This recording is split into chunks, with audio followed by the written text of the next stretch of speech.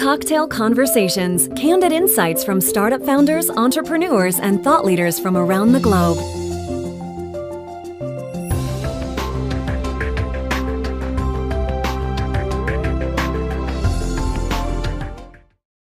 You know, there's just an electric atmosphere here, and it's wonderful to see so many people sharing such innovative ideas, and it's great for us in DC as we try to continue to raise our own profile in the technology arena.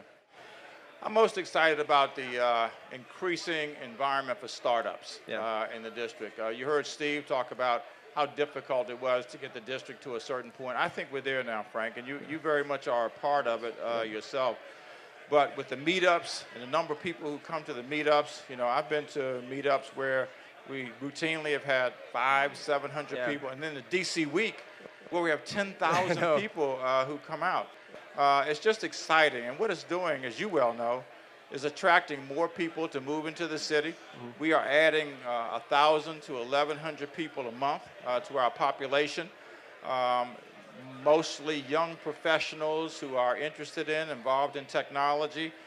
1/3 of our population now is under 35 years of age, which bodes well for the future of the city.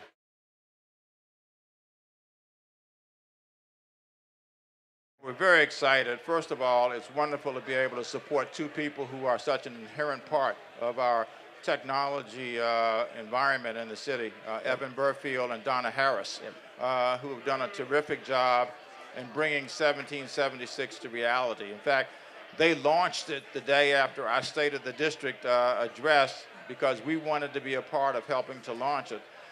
They've got 15,000 square feet, and I have a feeling it's going to be filled up pretty rapidly. They've got the opportunity to grow to 60,000 square feet.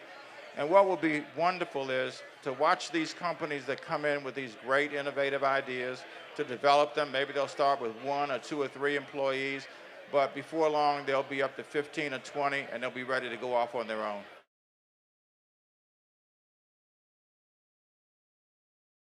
And I'll tell you, it's going to improve the quality of life in the city also, because the innovations that we're seeing in the city, we were just talking about you know, one of the products now that New Brand Analytics is working on, and the potential that it has for people who live in the city and small businesses that operate in the city. Just tremendous potential. And by the way, in mentioning New Brand Analytics, I want to mention something that we're really proud of. I guess it was a little more than a year ago, they were thinking about moving to the Valley.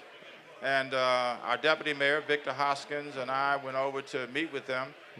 The product that they had was phenomenal. They were basically working with restaurants to mine social media data to look at how people rated their services. And so I said to our Deputy Mayor when we were there, I said, Victor, don't you think that we can do this with our government services, our public services? So we worked with New Brand Analytics for months thereafter. We have now launched grade.dc.gov, which I don't think any other city or state government is doing in the nation. And we're now getting, you know, real-time information back from the public about how they see services in a variety of agencies. We started with 5.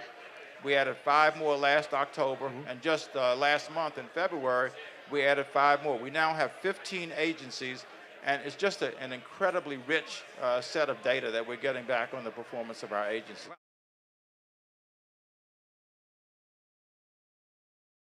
Well, I think for us, it's going to be, you know, continuing to expand, you know, the number of startups that we have in the city, because that will lead to more professionals coming to work in the city. It will lead to more people living in the city. You know, one of the firms that we brought into the city was the Fortify. They came in January of 2012. They had been in Virginia. They were going to move into nearby Virginia, and we were able to work with Jonathan Pirelli and his colleagues to bring them into the city. They had a number of startups, a couple of which I think already have moved on because they've grown. And what was interesting was we went over to visit with them, and in one of the startups they had there, every person who worked in that startup lived in the District of Columbia, and that's really about as good as it gets.